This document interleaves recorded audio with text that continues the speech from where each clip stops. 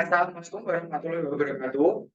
Selamat pagi, siang, dan sore dari yang saya hormati dan teman-teman saya cintai. Pada kesempatan kali ini saya akan mempresentasikan tentang analisis beban kerja mental kepada pekerja warehouse dengan metode NASA Tele dan Reba Posture Analysis di PT Fitratex Industries. Nah, PT Fitratex Industries ini memproduksi yarn. Nah, setelah pandemi ini ada pengalihan shift kerja dari 42 jam minggu menjadi 48 jam per minggu. Pekerja pada gudang masih sering melakukan kegiatan secara manual pada jarak waktu antar kiriman yang berdekatan. Padahal bebannya ini cukup berat. Nah, beban kerjanya dianalisis dengan kuesioner NASA TLS yang juga sudah memperhitungkan beban kerja fisik secara subjektif. Nah, respondennya terdiri dari 10 pekerja gudang yang terdiri dari supervisor, asisten supervisor, operator forklift. Dan berasal dari 4 gudang, yaitu gudang 1, 2, 3, dan 4A, juga kompartemen 4B. Pengamatan dilakukan pada pagi hari sebelum pengiriman pertama dan sore hari setelah pengiriman terakhir.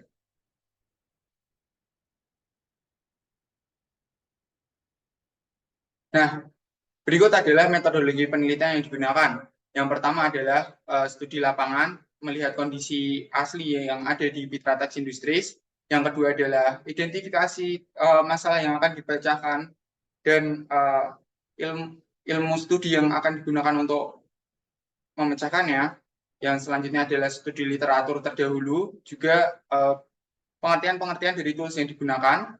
Lalu ada pengumpulan data, ada pengolahan data, analisis, dan penyusunan kesimpulan dan saran. Selanjutnya ada rumus Lovin. Rumus Lovin digunakan untuk melihat kecukupan dari sampel.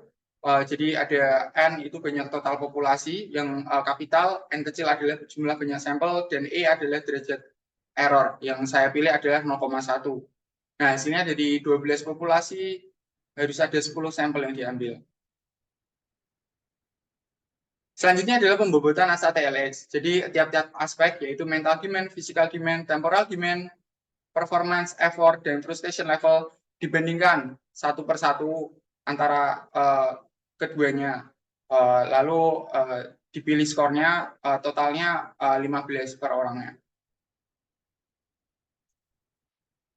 Lalu dipilih seberapa sering itu terjadi atau berdampak pada diri mereka masing-masing dari skala 0 sampai 100 pada peratingan NASA TLX.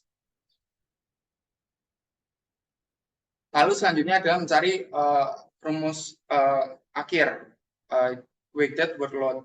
Nah, jadi tinggal dikalikan saja peratingan dan pembobotan tadi, terus dibagi 15. Nah, ini adalah hasil akhirnya. Hasil akhirnya berkisar antara agak tinggi dari 2 orang dan sisanya tinggi. Berarti ini diperlukan tindakan secepatnya dan investigasi lebih lanjut. Nah, ini merupakan diagram fishbone. Dapat dilihat ya, karena yang paling berpengaruh adalah beban kerja fisik, yang difokuskan adalah material demand-nya. Nah, karena material demand-nya yang difokuskan, kita menganalisis reba dari pekerja sendiri. Ini pekerja sebelum pembenaran menaikkan yarn beratnya 16 kilo, tapi yang dirasakan 16 kilo, yang dirasakan 11,3 kilo karena menggunakan rem, menaikkan ke atas truk. Selanjutnya adalah worksheet reba analisis, yang dihasilkan skornya adalah 5, yaitu medium risk, further investigation needed.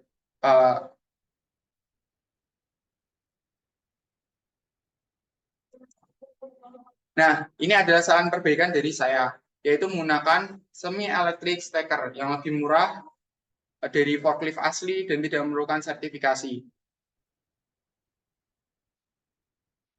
Kalau kita analisis lagi rebanya, yang dihasilkan adalah 1, yaitu negligible risk atau dapat dihiraukan. Jadi kesimpulannya adalah skor data NASA TLX adalah 58,63. Nah, itu di atas 50 berarti termasuk tinggi. Terus tuntutan fisik yang ada paling besar adalah pembobotan dan ratingnya, juga merupakan kontribusi yang paling besar. Sedangkan kontribusi yang paling kecil adalah tingkat frustasi.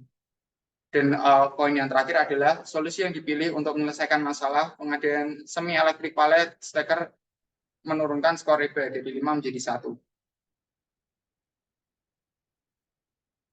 Terima kasih atas perhatiannya. Jika ada kesalahan, mohon maaf. Wassalamualaikum warahmatullahi wabarakatuh.